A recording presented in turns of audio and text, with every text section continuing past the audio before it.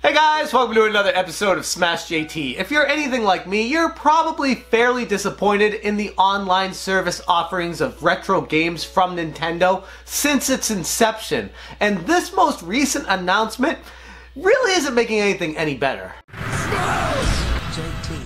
When the Nintendo Online service initially got announced way back when the Switch was coming out, it was something that offered a lot of hope to gamers. It was something that possibly would have the potential to offer a slew of retro games at an affordable price. But since the service actually started, it's only offered a handful of NES games, and that's it. The other platforms are nowhere to be found. And here we are in January 2019, and we have 2 new NES games. That's it, at least in the United States. And they are Zelda 2 and Blaster Master. 2 great games, don't get me wrong, but I had higher aspirations for what this online service was going to be all about. I was expecting Super Nintendo games. I was expecting the world. I mean, N64, GameCube, Sega Genesis, Atari, Jaguar, TurboGrafx, you name it, I thought that was going to be a part of this service. And here we are starting to approach half a year of the service and still just have NES games. And this was one of my greatest fears going into this, is that Nintendo would use this online service as a way to drip games to their customers, as a slow feed to them, to treat these games like they're super valuable, like we should be grateful that we're getting an NES game each month as part of the service we're paying for. The problem I'm having with this is Nintendo did not learn their lesson. Initially with the Wii and the Wii U Virtual Console, they had a lot of games to offer. Ultimately, after the slow drip ended, you look back at all the games that eventually came out, and there was a decent selection there. Of course, you had to pay for each one individually that you wanted to play, but at least they were available for people to purchase. Here we are with the Switch, and they're not available. They're nowhere to be found. None of these games are there, except for a bunch of really old NES games. Nintendo could have used this service as something revolutionary, as something to really entice people to want to be a part of the online service. But as it stands right now, it's kind of an afterthought. And the biggest problem I have with that is, because it's an afterthought, there's no real way to get access to a lot of retro games officially through Nintendo unless you're buying an NES or Super Nintendo Classic. And even those are limited in the scope of games that they offer. I thought this online service would give a multitude of options. Imagine a rental service that would allow you to pick games out of a huge selection of retro titles that you were allowed to rent every month. Say they allowed you to rent 5 games a month, but you could pick whatever you wanted from a gigantic retro catalog that was already available on the Wii and Wii U Virtual Consoles. Wouldn't that be way better? Letting you pick exactly what you want to be playing and then forcing you to either switch them out or keep them as the months go on. I mean, you're paying for the service anyways. Why not have them available for people to be able to play?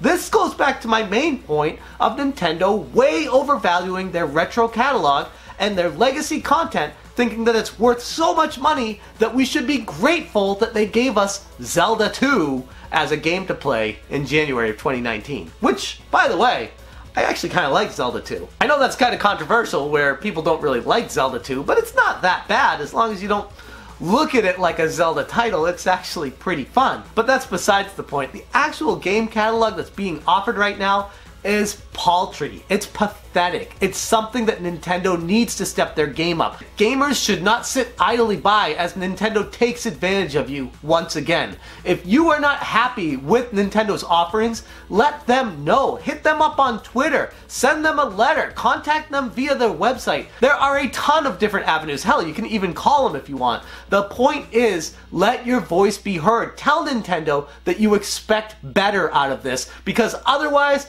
they'll look at complacency as people are happy with the service. As of right now, the only real evidence that they have that people aren't happy with this is the comments and the dislikes on their YouTube video that they just released. But outside of that, there's not really much there, and corporate Nintendo, probably won't think much of this until people start piling on, saying, we want more, we want Super Nintendo, we want more consoles, put them in the service, let us have more games. And oh, by the way, if you're not going to do that, if this is for some reason an issue with legalities, or the companies aren't letting you put these games on the virtual console, or whatever you want to call this online service, then why not make a compilation cart? And if other companies aren't on board with that, why not make, finally, something everyone's always wanted, a full compilation cart of official Nintendo NES games on one Switch cartridge, so that we can buy it and have them? Why is that so hard for them to grasp, for them to comprehend such a basic idea of compiling all these games and selling them as one? I'm talking 20 to 30 or more games for a full retail price MSRP of $60 USD. I think that's fair. It's not completely overvaluing these games. It's allowing everybody who wants to play them to be able to buy them, have an avenue to actually own them. The way Nintendo's treating this is almost holding them hostage to gamers, and that's not fair. This day and age, we are in 2019, and we still have a company taking their games away from the gamers, saying, you'll get them when we tell you you're allowed to have them. But until then, you just sit there and enjoy what we're giving you. That is unacceptable. It was unacceptable with the Wii, it was unacceptable with the Wii U, and clearly Nintendo did not learn their lesson. Hell, Sega already did it with their Sega Genesis collection, and that is fantastic. What is wrong with Nintendo doing the same exact thing? Hell, they could even charge double the price. The Sega Genesis Classic cost me $30, but you could get the Nintendo one, have it be 60, have Mario 1, 2, and 3 on there, have Lost Levels, have a bunch of other NES games, Metroid, Kid Icarus, Zelda 1 and 2. Nintendo had so many incredible games, but their problem is they keep overvaluing what their legacy content is. And it's time for people to step up and say, guys, these are some Nintendo games. They're great games, but we're in 2019. They're not worth $5 to $10 or more each. They're not worth making a big deal out of adding 1 or 2 of these to a monthly subscription service. It's not that big of a deal, Nintendo. Just put the games together and sell them to us. I would buy that day one, and I'm sure a ton of other people would. In fact, so many people would that it would almost make sense to stop charging for the online service and just sell a compilation cart of these games. You would make way more money, and everybody would be able to play online and be way happier. And if you want to charge for online service, then damn, put some money into your online service. But until that day, this is a complete travesty how Nintendo's handling it, and they need to change it right now. Now look, I know a lot of you are going to hear this and say, but Smash, that's not how Nintendo handles their old legacy content. They want to make as much money as possible on it because they're a business. I get that. But Nintendo has changed who they used to be recently. They used to be a money-hungry company that didn't give a crap about their consumers. They just wanted to make as much money as possible and put the games out they wanted to make, and Nintendo would be making a lot of, as people know them, Nintendo decisions. Things that didn't necessarily make sense to the rest of the public, Nintendo would decide to do. But recently they've changed. They've shifted the entire focus of the organization ever since Furukawa took charge. And now Nintendo doesn't take money from YouTubers. They let them cover their games. They don't care if you're using music. They don't care if you're using video.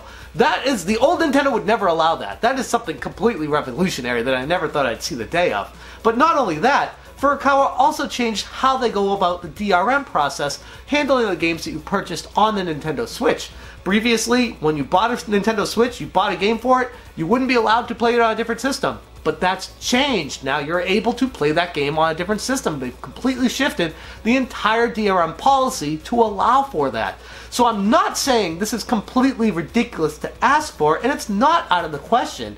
It may just be that they need to hear the fans say it. They might just not know that that's the direction people want them to go. I feel like nowadays, Nintendo actually is listening. A lot more than they used to, at least. Anyways, that's how I feel about this situation, but let me know in the comments where you stand on it. Would you be interested in buying a compilation cart of a bunch of NES games on one cartridge? A bunch of Super Nintendo games on one cartridge?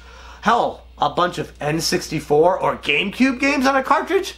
Woo! Mind-blowing, and I know I've talked about that before, but this is something Nintendo needs to seriously look at. It's the direction the industry is going, and it's clearly something all the fans want. Or, do you like how the service is? You're perfectly fine with the drip feed of games that they give you each month, and you don't have anything you're complaining about. Let me know in the comments below, and as always, thank you so much for watching, and you stay smashing.